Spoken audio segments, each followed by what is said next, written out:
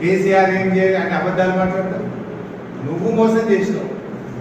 7 రూపాయల అమ్మవారికి కేసీఆర్ 100 కోట్ల రూపాయలు ఇస్తే ఇచ్చిన 100 కోట్లను వాపస్ తీసుకొని ఇవాళ మెదక్కు అన్యాయం చేసింది రేవంత్ రెడ్డి.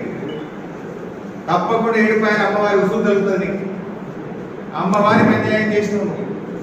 ఆ అమ్మవారికి కేసీఆర్ 100 కోట్లు ఇస్తే ఆ 100 కోట్లు జీవో రద్దు చేసి ఇచ్చిన డబ్బుల్ని వెనక్కి తీసుకొని మెదక్కు తీరని అన్యాయం చేసింది మీరు రేవంత్ రెడ్డి.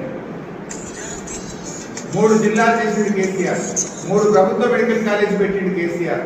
మెదక్కు రైలు రావడానికి రాష్ట్ర ప్రభుత్వ ఖజానా నుంచి డబ్బులు ఇచ్చి రైల్వే అధికారులతో మాట్లాడి 100 కోట్ల రూపాయలు రాష్ట్ర ప్రభుత్వం నుంచి ఇస్తే ఇవాళ మెదక్కు రైలు వచ్చింది.